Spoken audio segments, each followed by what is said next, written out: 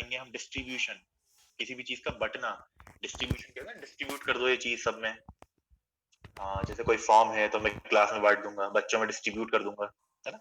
Exam के time paper distribute होते हैं सब में, तो हर इंसान को कुछ कुछ मिलता है हिस्सा। तो डिस्ट्रीब्यूशन मतलब बांटना किसी भी चीज को या बंटना अलग अलग हिस्सों में, डिस्ट्रीब्यूशन लॉ। ठीक है, ये एक आइडिया दे दिया मैंने, तो हम आगे बढ़ते हैं। एक चीज इमेजिन करना है तुम लोगों को, इमेजिन नहीं, इजी से मैं तुम्हें बहुत ब्यूटीफुल डायग्राम दिखाऊंगा अभी आगे जाके, जो मैंने बात बनाया है। कंसीडर, इमेजिन करो, ठीक है, वाटर है, वाटर है और कार्बन टेट्राक्लोराइड है। ठीक है, वाटर क्या होता है, पोलर नेचर का होता है, पोलर मतलब जिसमें चार्जेस प्रेजेंट होते हैं। और कार्बन टेट्राक्लोराइड क्या होता है, नॉन पोलर नेचर का होता है, जिसमें चार्जेस प्रेजेंट नहीं होते। ठीक है, इन दोनों को जब हम मिक्स कर देंगे, जब हमने दोनों को मिक्स किया, तो ये क्या है नेचर में, अलग अलग बिल्कुल अपोजिट चीजें हैं, है ना। एक पोलर है, दूसरा नॉन पोलर है, बिल्कुल ही डिफरेंट चीजें हैं दोनों। वाटर और CCl4, कार्बन टेट्राक्लोराइड, जब हमने दोनों को मिक्स किया और एक कंटेनर में रख दिया, ठीक है, मिक्स्ड इन ईच अदर, और कंटेनर में रख दिया, तो क्या ये मिक्स होंगे, मिक्स तो नहीं होंगे। कुछ देर बाद जब कंटेनर में हम देखेंगे तो क्या दिखेगा हमें, कुछ देर बाद हमने कंटेनर में देखा तो हमें क्या दिखेगा, ये जो मैंने बनाया है सामने ब्यूटीफुल डायग्राम, इसे बोलते हैं सेपरेटिंग फनल। ठीक है, बहुत गंदा बनाया वो, सेपरेटिंग फनल। ऐसा नहीं होता बिल्कुल भी देखने में, मतलब तो उसकी विड्थ चौड़ाई मैंने खराब कर दी पूरी। सेपरेटिंग फनल कहते हैं ऐसे। सेपरेटिंग फनल क्यों कहते हैं, क्योंकि इसमें हम जैसे वाटर और CCl4 को रख दिया, कुछ देर के लिए रख दिया हमने, तो क्या होगा, वाटर अलग हो जाएगा, अलग लेयर बना लेगा, CCl4 अलग लेयर बना लेगा। ठीक है, तो क्या करेंगे हम, पहले हम नीचे का जो नल टाइप का लगा है, टैप टाइप का लगा है नॉब, उसे खोलेंगे तो क्या वाटर अलग निकल जाएगा, फिर टैप क्लोज कर देंगे हम, फिर थोड़ी देर बाद टैप खोलेंगे तो CCl4 अलग निकल जाएगा। सेपरेटिंग फनल अलग अलग लिक्विड्स को सेपरेट करने के लिए काम आता है। ठीक है, सेपरेटिंग फनल क्यों काम आएगा, अलग अलग लिक्विड्स को सेपरेट करने के लिए, अलग अलग लिक्विड्स को निकालने के लिए। अभी अपन पूरा समझेंगे कैसे निकालता है। ठीक है, क्या किया हमने, सबसे पहले वाटर और कार्बन टेट्राक्लोराइड को लिया, दोनों को मिक्स किया अच्छे से, मिक्स तो होंगे नहीं, तो हम इसमें डाल दिया, दोनों का सॉल्यूशन बना के इसमें डाल दिया। थोड़ी देर बाद क्या होगा, जब ये दोनों इमिसिबल हैं, है ना, हमने देखा था इमिसिबल, CCl4 और वाटर क्या है, इमिसिबल है। तो जैसे ऑयल और वाटर इमिसिबल हैं, तो क्या करेंगे, अलग अलग लेयर बना लेंगे, कुछ देर बाद CCl4 और वाटर भी अलग अलग लेयर बना लेंगे। ठीक है, अब क्या किया हमने, अलग अलग लेयर बन गई, देखो रेड वाली लेयर किसकी है, CCl4 की है, और वाटर की लेयर क्या है, ब्लू कलर की है नीचे। हमने क्या किया, एक सब्सटेंस था हमारे पास एक्स नाम का, एक्स कुछ भी ले लो, सब्सटेंस था एक्स नाम का, सिर्फ एग्जाम्पल के लिए, एक्स तो कोई सा ड्रग नहीं होता, सिर्फ XYZ करके हमने ले लिया, सब्सटेंस एक्स लिया और हमने डाल दिया इन दो इस सेपरेटिंग फनल में। तो क्या होगा, सेपरेटिंग फनल में जब हम डालेंगे तो सब्सटेंस एक्स का कुछ नेचर होगा अलग से, है ना। हमने क्या किया, सब्सटेंस एक्स को CCl4 और वाटर में डाल दिया, तो क्या होगा, कुछ नेचर होगा सब्सटेंस एक्स का, तो वो दोनों में इक्वली डिवाइड हो जाएगा। ठीक है, कुछ सब्सटेंस एक्स चला जाएगा CCl4 में, कुछ सब्सटेंस एक्स चला जाएगा वाटर में, क्या हो जाएगा, डिस्ट्रीब्यूट हो जाएगा। हम क्या पढ़ रहे हैं, डिस्ट्रीब्यूशन लॉ, है ना। दो अलग अलग लिक्विड है हमारे पास, हमने दोनों को मिक्स कर दिया और थोड़ी देर के लिए रख दिया सेपरेटिंग फनल में, तो क्या होगा, दोनों अलग अलग लेयर बना लेंगे अपनी। ठीक है, हमने क्या किया, सब्सटेंस एक्स उसमें डाल दिया, तो सब्सटेंस एक्स का कुछ नेचर होगा, है ना, पोलर या नॉन पोलर, तो कुछ हो जाएगा वो CCl4 में, कुछ डिस्ट्रीब्यूट हो जाएगा वो वाटर में। ठीक है, डिस्ट्रीब्यूशन लॉ पढ़ रहे हैं तो डिस्ट्रीब्यूट होगा, कुछ हो जाएगा CCl4 में डिस्ट्रीब्यूट, कुछ हो जाएगा वाटर में डिस्ट्रीब्यूट। ठीक है, अब क्या करेंगे, ठीक है, नीचे क्या लिखा है, substance X get dissolve in both the liquids according to its nature. Substance X उसके नेचर के अकॉर्डिंग दोनों लिक्विड्स में थोड़ा थोड़ा डिसॉल्व हो जाएगा। ठीक है, जैसे अगर पोलर ज्यादा है तो वाटर में ज्यादा डिसॉल्व होगा, नॉन पोलर ज्यादा है तो CCl4 में ज्यादा डिसॉल्व होगा। ठीक है, समझ रहा हो बात को? सर लेकिन तो उसका तो बस ये नेचर क्या, और सर हाँ नेचर क्या होगा, उसका तो एक होगा ना सर, या तो पोलर होगा या नॉन पोलर, तो या तो वाटर में डिसॉल्व होगा या CCl4 में, दोनों में कैसे होगा?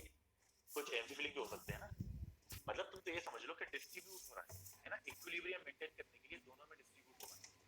इसमें कुछ ऐसा लिखा है कि इक्विलिब्रियम मेंटेन करने के लिए दोनों में डिस्ट्रीब्यूट होगा। सर बट ऐसा भी तो हो सकता है जैसे सपोज दैट मतलब गेट आउट हो जाएगी ना, तो फिर कैसे मिक्स होगा? नहीं देखो, अब हम ये लॉ हमने क्यों बनाया है, क्योंकि हमें एक ड्रग है उसकी स्टडी करना है कि बॉडी में ऑयल भी है, हमारी बॉडी में वाटर भी है ना, लिपिड भी है और वाटर भी है, तो वो ड्रग कितना लिपिड में डिसॉल्व होगा, कितना वाटर में डिसॉल्व होगा, ये चेक करने के लिए हम, ये मैं आगे बताता लेकिन तुमने क्वेश्चन पूछ लिया तो अभी बता रहा हूँ, है ना। CCl4 क्या है, लिपिड सोल्यूबल है, नॉन पोलर है, ठीक है। वाटर क्या है, पोलर है। तो हमने बॉडी में कुछ ड्रग लिया, अब हम चेक कर रहे हैं कि कितना किस में जाएगा, वो कितना वो लिपोफिलिक है, कितना हाइड्रोफिलिक है, ठीक है। तो जब हमने ड्रग लिया बॉडी में, अब अब हम पता कैसे करेंगे किस में जाएगा, तो हमने ये नया मेथड निकाला, कैसा, डिस्ट्रीब्यूशन लॉ। नर्स एक साइंटिस्ट थे, उन्होंने नया मेथड निकाला था डिस्ट्रीब्यूशन लॉ, कि कोई भी चीज कितनी वाटर में सोल्यूबल है, कितनी लिपिड में सोल्यूबल है, ये चेक करने के लिए कि जब बॉडी में जाएगा तो कितना कितना किसमें सोल्यूबल होगा, है ना। इससे हम सोल्यूबिलिटी चेक कर सकते हैं, ठीक है। अब आगे देखते हैं। जो भी इसका नेचर होगा उसके हिसाब से दोनों में डिसॉल्व होगा। CCl4 में हो सकता है कि पूरा ही वाटर में चला जाए, हो सकता है कि पूरा ही CCl4 में चला जाए, वो ड्रग पे डिपेंड है, अपन कुछ नहीं बोलेंगे उसके लिए, ठीक है। यही चेक करने के लिए हम एक्सपेरिमेंट करेंगे। बिटवीन टू फेसेस में डिसॉल्व हो गया, ठीक है, इसलिए इसे बोलना डिस्ट्रीब्यूशन लॉ, ठीक है। दूसरा डायग्राम ये है, इससे भी आप बता सकते हो एग्जाम में कि एक सॉल्वेंट ऑर्गेनिक फेस में, जैसे कंटेनर है उसमें सॉल्वेंट 1 भी है, सॉल्वेंट 2 भी है, ठीक है। सॉल्वेंट 1 क्या है, ऑर्गेनिक फेस, जो हमारा CCl4 था वो क्या है, ऑर्गेनिक फेस था। और सॉल्वेंट 2 क्या है, एक्वस फेस, जो हमारा वाटर था वो क्या है, एक्वस, वाटर को एक्वस भी बोलते हैं, ठीक है। इन दोनों में हमने सब्सटेंस X डाला, तो कुछ X चला गया CCl4 में, कुछ X चला गया एक्वस में, उसके नेचर के हिसाब से ये हमने प्रेडिक्ट कर लिया दिमाग में कि हाँ ऐसे ऐसे जा सकता है वो, ठीक है।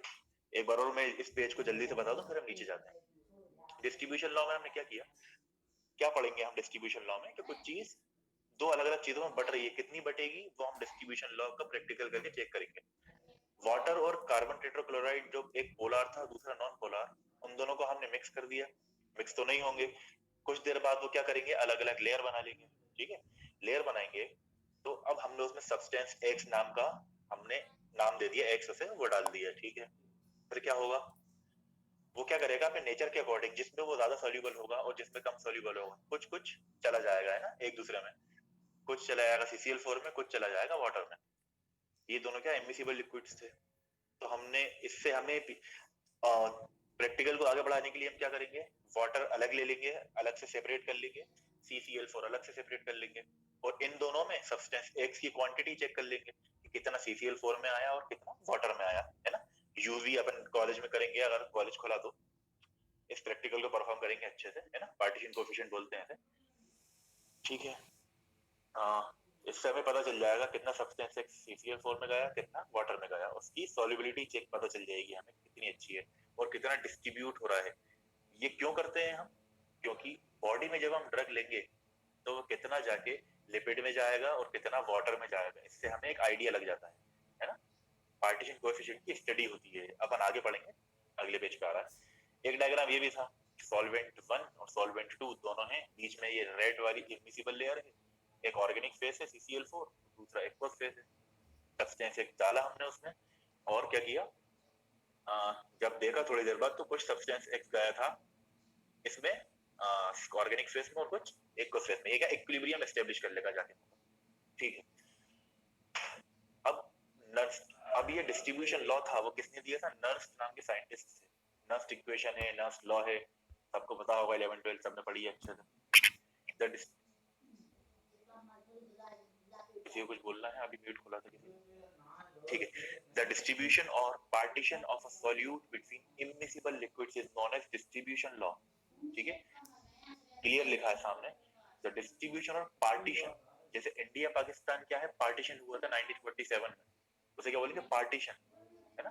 बीच में एक लाइन खींच देते हैं, या इमिसिबल लिक्विड्स होते हैं जैसे वाटर और ऑयल है, उनके बीच में जो लाइन होती है उसे क्या बोलते हैं, पार्टीशन, है ना, अलग अलग कर देते हैं।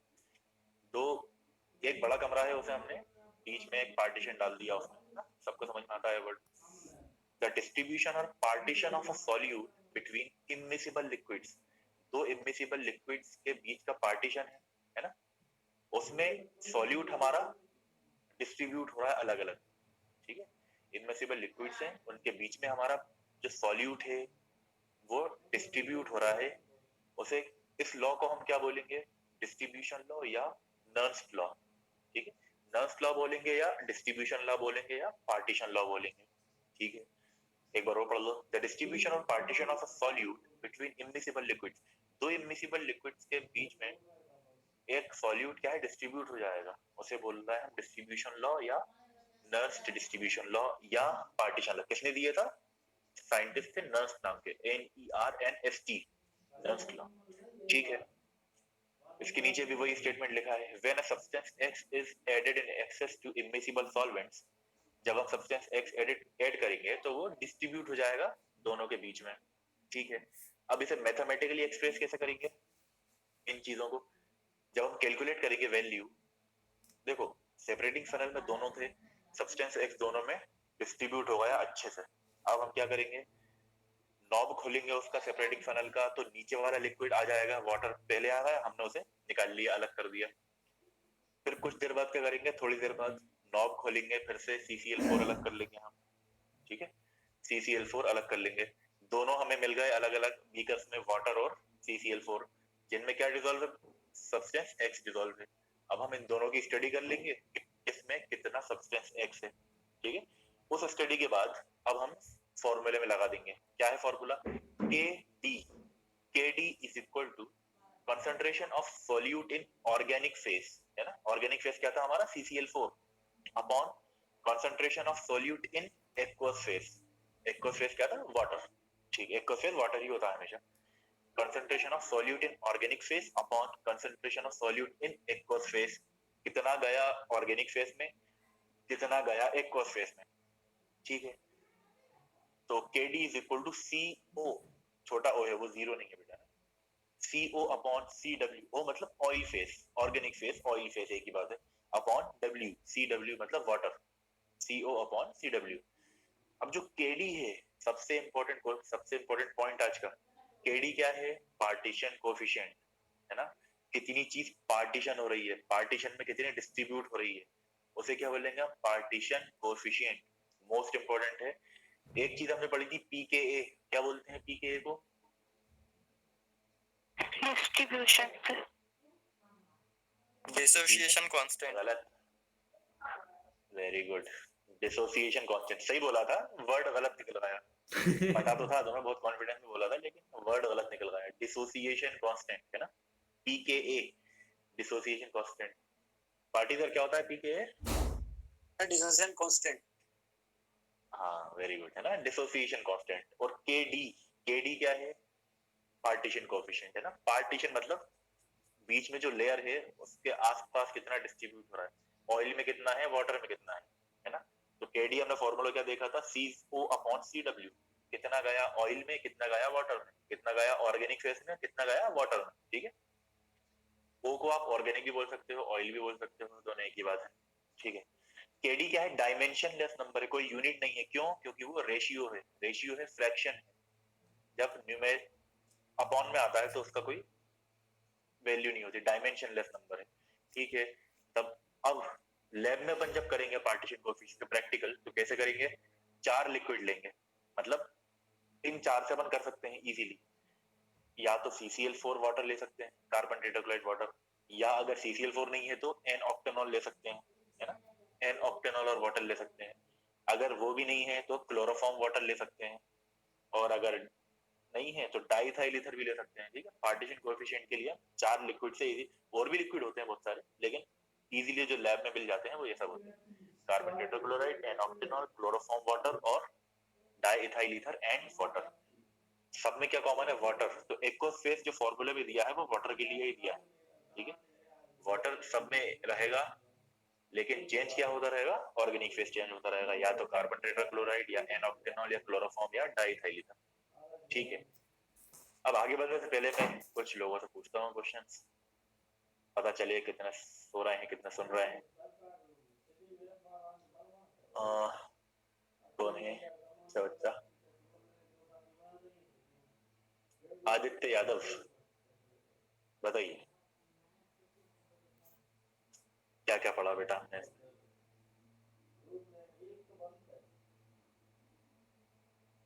आदित्य यादव,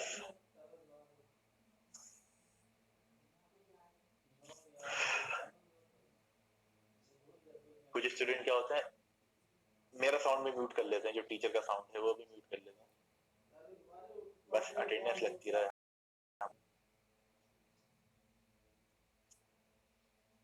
आदित्य यादव नहीं है अवेलेबल, म्यूट वाली दिक्कत है इनके साथ, ठीक है।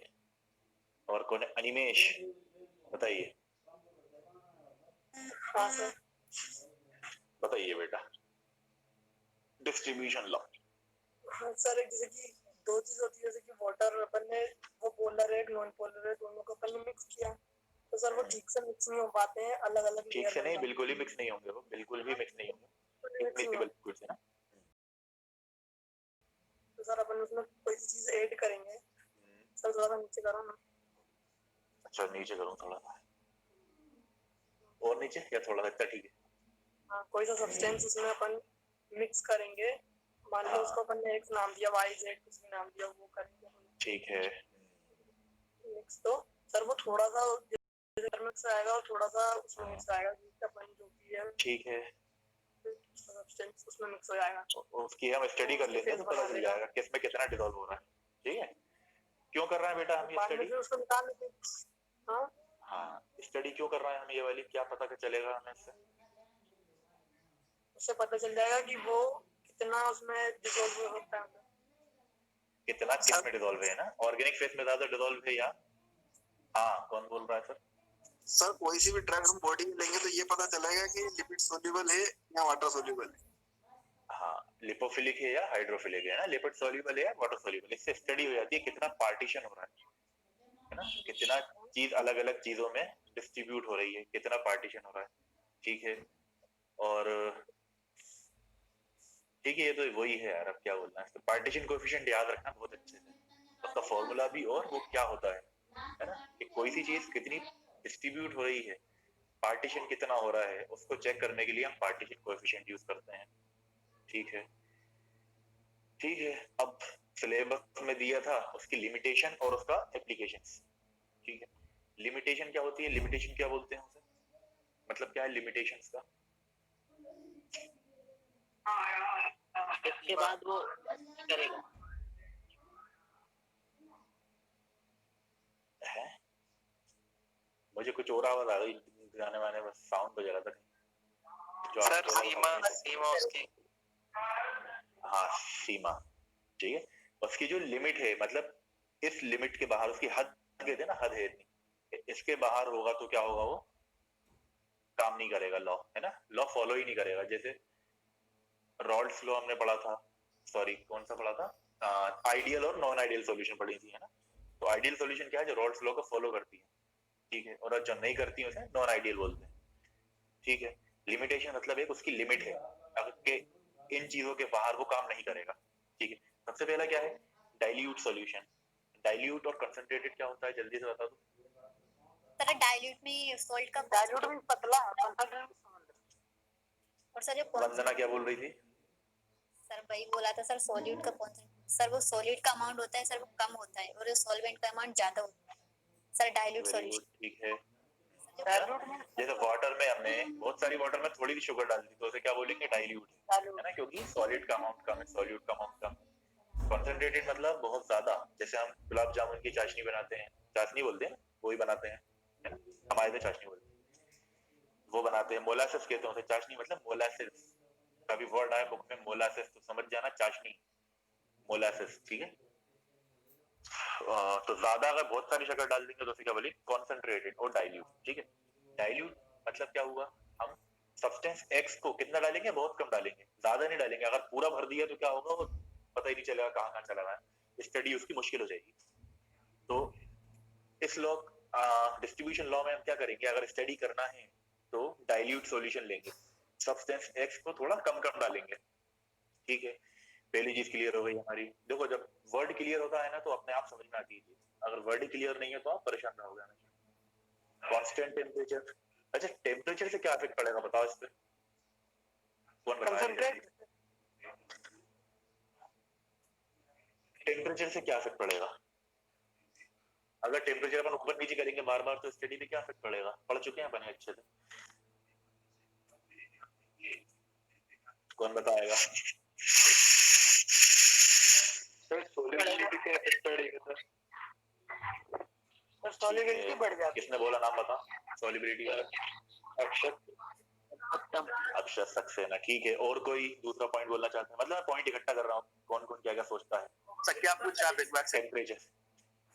हाँ ठीक है, मैं ये पूछ रहा था कि अगर हम ये वाला प्रैक्टिकल करेंगे पार्टीशन कोएफिशिएंट वाला, है ना, सब्सटेंस एक्स डालना है CCl4 में और वाटर में, अगर इसमें हम बार बार टेम्परेचर चेंज करते जाएंगे तो क्या दिक्कत आएगी?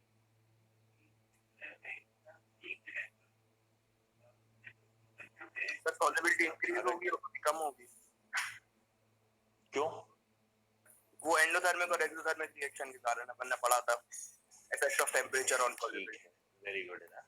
हाँ, अभी हम कौन से केस की बात कर रहा है? Solubility of solids in liquids, है ना। सब्सटेंस एस क्या है? सॉलिड है, किसमें जा रहा है? लिक्विड में। तो हमने पढ़ा था जब सॉलिबिलिटी, जब टेम्परेचर बढ़ाएंगे तो क्या होगा? सॉलिबिलिटी कम होगी। अगर एंडोथर्मिक होगी तो एक्सोथर्मिक होगी, सॉलिबिलिटी बढ़ेगी। नहीं, उल्टा बोल दिया, एक्सोथर्मिक होगी तो कम होगी, एंडोथर्मिक होगी तो बढ़ेगी, है ना। तो कांस्टेंट टेम्परेचर रखना बहुत जरूरी है। क्या लिखा है? The temperature should be kept constant through out the experiment. जब तक एक्सपेरिमेंट चलेगा आपको टेम्परेचर कांस्टेंट रखना पड़ेगा, because solubility is dependent on temperature. हमने क्या पढ़ा था पिछली क्लासों में? सॉल्युबिलिटी टेम्परेचर पे डिपेंड करती है, ठीक है। और अक्षत ने भी सही आंसर दिया, सबने, हर्षित ने भी सही आंसर दिया, बिल्कुल सही है, वेरी गुड। इसे कहते हैं कॉमन सेंस, एकदम से जो बात माइंड में आए, ठीक है। सबके माइंड में आई हुई, कोई बात नहीं, अच्छी बात। थर्ड क्या है? Same molecular state. Molecular state मतलब जैसे हमने उसे डाला पाउडर फॉर्म में, ठीक है, लेकिन CCl4 में क्या हुआ? वो कन्वर्ट होगा लिक्विड में, और वाटर में क्या रहा? सॉलिड रहा, तो एक्सपेरिमेंट फेल हो जाएगा हमारा। दोनों ही लिक्विड्स में सेम मॉलिक्यूलर स्टेट में रहे, दोनों में सॉलिड रहना चाहिए, तभी आगे जाके हमारा एक्सपेरिमेंट होगा, ठीक। सेम मॉलिक्यूलर स्टेट में रहेगा दोनों ही सॉल्वेंट में, तो हमारा रिजल्ट सही आएगा, ठीक है। Non miscibility of solvent. Non miscibility of solvent मतलब, मिसिबल किसे कहते हैं? मिसिबल जो घुल जाए, जो एक दूसरे में मिक्स हो जाए। घुलना मतलब डिसॉल्व होना, मिक्स होना मतलब मिसिबल होना, ठीक है। जैसे वाटर और अल्कोहल एक दूसरे में अच्छे से मिक्स होगा, उसे क्या बोलेंगे? मिसिबल। वाटर और ऑयल बिल्कुल भी मिक्स नहीं हुए तो क्या बोलेंगे? इमिसिबल, ठीक है। तो फोर्थ पॉइंट क्या है हमारा? कि दोनों सॉल्वेंट एक दूसरे में इमिसिबल हो, बिल्कुल भी मिक्स ना हो, ठीक है। फोर्थ पॉइंट है हमारा के नॉन मिसिबल रहे, बिल्कुल भी मिसिबल ना हो। The two solvents should be immiscible or slightly soluble in each other. या तो बिल्कुल भी immiscible रहे, या तो बहुत ही हल्के से soluble रहे। अगर जरा सी भी soluble रहेंगे तो दिक्कत आएगी, ठीक है। तो कंडीशन ये हो गई फोर्थ। फिफ्थ क्या है? ठीक है, इक्विलिब्रियम कंसंट्रेशन हम देखेंगे। ऐसा नहीं कि हमने जल्दी सब्सटेंस एक्स डाला और जल्दी से हमारा एक्सपेरिमेंट कर लिया, ऐसा नहीं होगा। कुछ टाइम देंगे हम उसे थोड़ा, जैसे सब्सटेंस एक्स डाला, फिर कुछ देर के लिए रख देंगे, आधे घंटे के लिए, 20 मिनट के लिए, तो दोनों में इक्वली डिस्ट्रीब्यूट मतलब कि उसे टाइम मिले डिस्ट्रीब्यूट होने का, इतना डिस्ट्रीब्यूट होके वो इक्विलिब्रियम में आ जाए, ठीक है। तब जाके हम उसकी स्टडी करेंगे, एकदम से नहीं घुसेंगे कि जल्दी से निकाला और लंच टाइम हो रहा है तो भागो 2 मिनट के अंदर, है ना, करते थे ना मैंने भी, ठीक है। 5 पॉइंट हो गए। पहला डाइल्यूट होना चाहिए, दूसरा कांस्टेंट टेम्परेचर होना चाहिए, तीसरा सेम मॉलिक्यूलर स्टेट, चौथा नॉन मिसिबिलिटी, पांचवा इक्विलिब्रियम कंसंट्रेशन। लास्ट आ गया हमारा एप्लीकेशंस, है ना। तुम देखोगे सिलेबस में तो सॉल्युबिलिटी चैप्टर का सबसे लास्ट पॉइंट है डिस्ट्रीब्यूशन लॉ की लिमिटेशन और उसकी एप्लीकेशन, ठीक है। बस एक टॉपिक और बचा है हमारा, फिर चैप्टर खत्म हो जाएगा, नेक्स्ट क्लास में कर देंगे हम चैप्टर खत्म, ठीक है। फिर टेस्ट होगा, कब होगा मुझे नहीं पता, लेकिन होगा। एप्लीकेशंस सरप्राइज टेस्ट लेंगे, ऐसे नहीं कि आराम से अपन बैठे हैं, बता दूं मैं डेट केस दिन वो बता दीजिएगा सर पहले तो। तुम लोग का इतना अच्छा रिवीजन है इस चैप्टर का सर। हाँ सर एक ही पूछनी थी सर, वो जो मेजरमेंट होता है, वो जो मेजर करते हैं जिससे सरफेस टेंशन को, तो सर मतलब उसके बारे में भी तो आ सकता है सर उसका। हाँ सर। सरफेस टेंशन को कहाँ मेजर करेंगे अपन? देखो सेपरेटिंग फनल में तुम्हें जल्दी से डायग्राम दिखाता हूँ। हाँ तुम पहले क्वेश्चन पूछो सर। ये सर थोड़ा पहले का है, जब आपने जब सरफेक्टेंट बताया था ना सर, तब का। हाँ तो उसके अंदर सर मतलब एक क्वेश्चन मैंने देखा था, उसमें आया था discuss measurement of surface tension. तो सर सरफेस टेंशन की मेजरमेंट कैसे, मतलब क्या नहीं होगा? वो देखो आपका थर्ड चैप्टर है सरफेस एंड इंटरफेशियल टेंशन, है ना। उसमें 4 मेथड से करेंगे अपन, वो मैं बताऊंगा। ड्रॉप काउंट मेथड है और बहुत सारे मेथड है, उसका चैप्टर ही पूरा अलग है, ठीक है। अच्छा सर, अलग चैप्टर ही पूरा अलग है। इसमें आ सकता है सरफेस टेंशन, लेकिन देखो सरफेस टेंशन किसमें आएगा,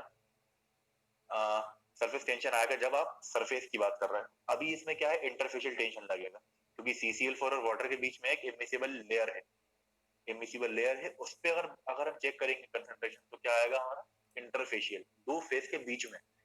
सरफेस टेंशन क्या होता है, किसी सरफेस पे ऊपर, सरफेस पे बीच जो की लगे। बातें नहीं करेंगे।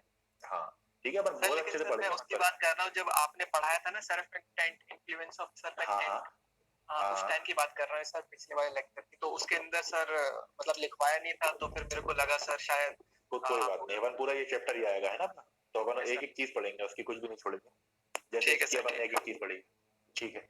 एप्लीकेशन क्या है, अब इसकी एप्लीकेशन कहाँ कहाँ यूज कर सकते हैं हम इस लॉ को। solubility of drugs in water and other solvents can be predicted, बिल्कुल इजी है, हम पढ़ ही चुके हैं।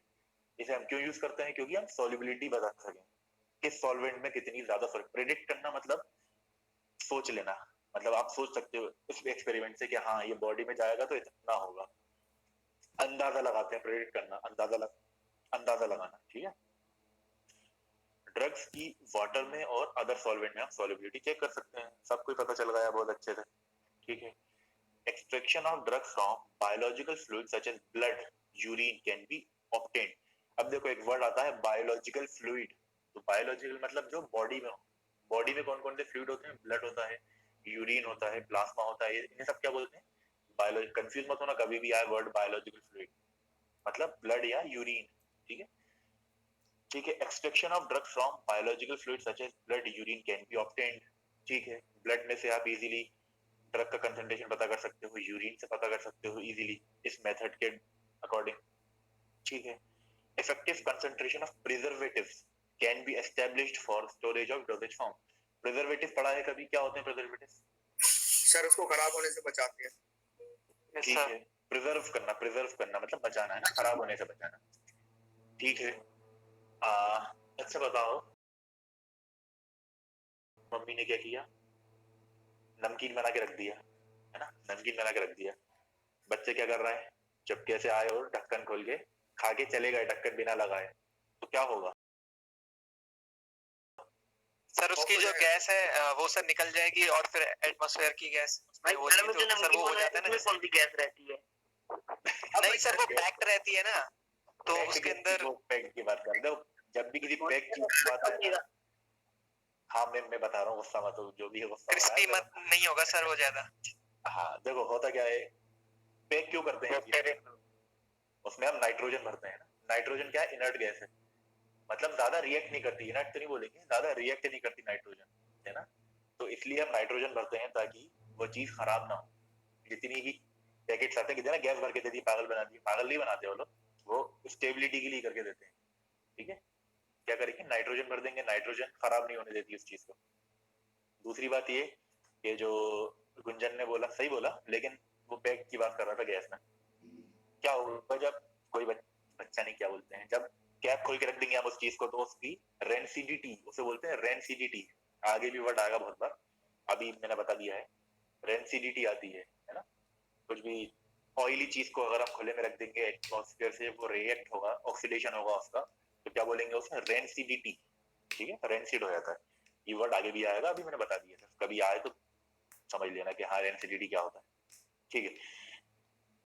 अब जब हम किसी भी फॉर्मुलेशन बनाई हमने, तुम लोगों ने बनाया होगा, केलेमाइन लोशन बनाया होगा, और भी बहुत सारी चीजें बनाई होंगी लैब में, नमिता मैम ने बनवाई होंगी, उस टाइम क्या डालते हैं हम, एक प्रिजर्वेटिव डालते हैं फॉर्मुलेशन में, क्यों डालते हैं, ताकि वो खराब ना हो, ठीक है। अच्छा जो गुलाब जामुन होती है उसकी चाशनी सालों तो खराब नहीं होती, कभी रख के देखना, इतना रखते तो है ही नहीं, अपन पहले ही निपटा देते हैं, क्यों नहीं होती बताओ? शुगर का जो सॉल्यूशन है वो खराब क्यों नहीं होता, क्योंकि वो एक प्रिजर्वेटिव है ना, कभी भी खराब नहीं होगा शुगर का सॉल्यूशन, प्रिजर्वेटिव है शुगर एक। जो चाशनी होती है, जो मीठी चीज होती है, ज्यादा खराब नहीं होती, चाशनी में होती है, मतलब जिसमें शुगर ज्यादा होती है, वो क्या है, प्रिजर्वेटिव है, ठीक है।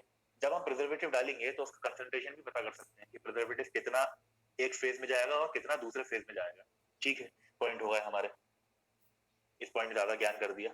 ठीक है, फोर्थ क्या है, drug absorption in vivo. In vivo मतलब क्या हुआ, in vivo with in the body, with in the body. ठीक है, वेरी गुड। इन वीवो मतलब बॉडी के अंदर जो एक्सपेरिमेंट करते हैं उसे बोलते हैं इन वीवो, है ना। बॉडी के अंदर की जब हम बात करेंगे, जैसे ड्रग खाया और बॉडी के अंदर क्या इफेक्ट दे रहा है, तो उसे क्या बोलेंगे, इन वीवो। और जब हम उस चीज को लैब में टेस्ट करेंगे, बॉडी में नहीं करेंगे, तो क्या बोलेंगे उसे, in vitro. Very good, very good. In vivo और इन विट्रो। इन वीवो मतलब बॉडी के अंदर टेस्टिंग करना, इन विट्रो मतलब लैब के अंदर टेस्टिंग करना, बॉडी के बाहर। ठीक है, इन विट्रो मतलब बॉडी के बाहर या लैब में, एक्सपेरिमेंटल जहां पर जगह है आपकी। ठीक है,